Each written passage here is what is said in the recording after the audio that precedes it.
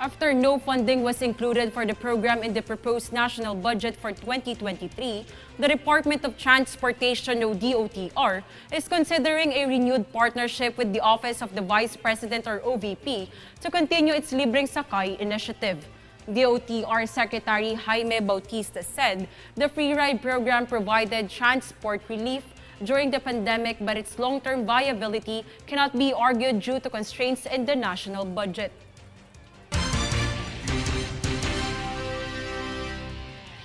Meanwhile, the Vice President and Education Secretary Sara Duterte stressed that increasing the salaries of public schools teachers may result in private schools losing teachers or worse, shutting down. Duterte made the response when asked by House Deputy Minority Leader Franz Castro of ACT Teachers Party List if she was in favor of increasing the salaries of public school teachers. However, Duterte said continuing to increase the salary of public school teachers might bring pressure on private educational institutions.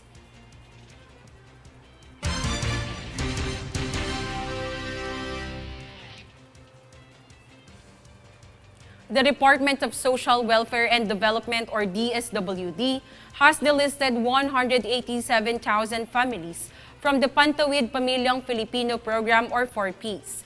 JC Ogaire has the full story. 187,000 families have been removed from the Pantawid Pamilya Pilipino programs or 4Ps list by the Department of Social Welfare and Development or DSWD. According to DSWD spokesman Assistant Secretary Romel Lopez, the number comprises families that had graduated as non-poor, those whose school-age children had previously graduated or had reached adulthood, and those who have willingly waived or given up their positions as beneficiaries. Lopez explained that the evaluation of the 4Ps National Program Management Office continues, even as Social Welfare Secretary Erwin Tulfo has ordered to expedite the cleansing of the 4Ps list. Secretary Tulfo urged the early graduation of program users who had overcome acute poverty in order to create rooms for others who still need program coverage. The DSWD has begun the procedure by holding a 4-day planning workshop last week to create the most effective procedures and exit strategies for non-poor household beneficiaries. For Golden Nation Network, this is JC Ogaire.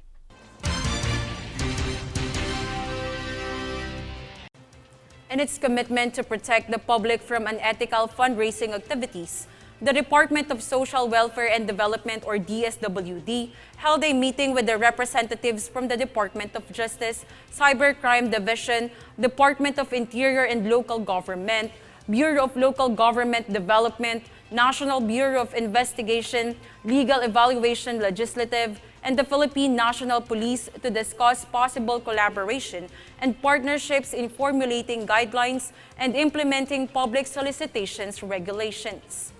Participants agreed to create a technical working group to set the roles and responsibilities of each member and tackle specific policies and guidelines to improve public solicitation. This is in line with the data of unregistered individuals or organizations and the scenarios of public solicitations activities with no permit from the DSWD during the past months.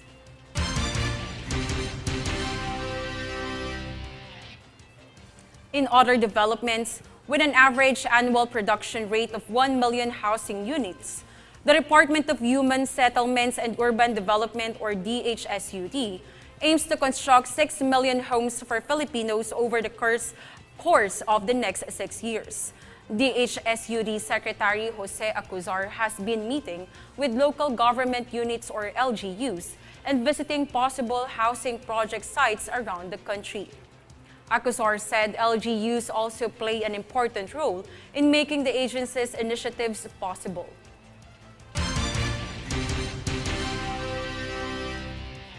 For Senate updates, Chairperson of the Blue Ribbon Committee, Senator Francis Tolentino, presides over the third public inquiry into the allegedly overpriced and outdated laptops procured by the Department of Education or DepEd through the procurement service of the Department of Budget and Management. During the proceedings, Senator Tolentino asked former PSDBM head Lloyd Christopher Lau if the signatures appeared in the Memorandum of Agreement between PSDBM and DepEd. Lau, who was required to appear before the committee physically, confirmed that he was one of the signatories of the MOA and that he was the one who personally signed the document.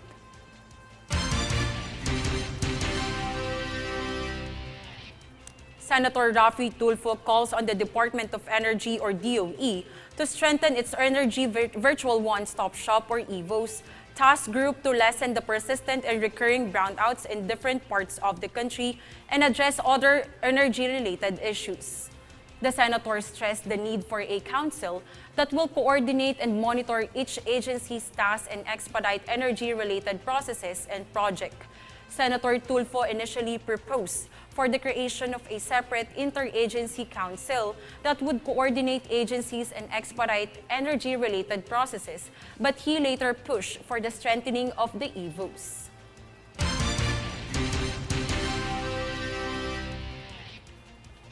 On the other hand, Senator Manuel Lito Lapid believes it's high time that the Senate establish a remedy against disinformation and builds a system of responsibility and accountability across social media platforms. Here is the full story. Senator Lapid has filed a measure mandating all social media operators to require users to submit valid proof of identification prior to registration for their services to facilitate secure and accountable interactions, particularly online transactions between individuals, public institutions, and private entities. According to Lapid, his proposed bill seeks to mandate the authentication process for all social media platforms through registrations of the user's accounts using any valid government-issued identification or barangay certificate with the intent to restrict the unwanted consequences of the usage of social media. Under Senate Bill number 1289, also known as the Online and Social Media Membership Accountability Act, all social media website operators are to require their users to submit valid proofs of identification which can be accessed by law enforcers in cases involving criminal acts committed through these sites. In his proposed measure, Lapid also maintained that social media operators must be compelled to reveal the identity of those behind fake accounts on their platforms. According to Bill, Philippine-based users can use any government-issued identification card. Meanwhile, Lapid also said that individuals who will be found to verify their information using fake or falsified proofs of identification shall be punished. For Golden Nation Network, this is Natalie Danganan.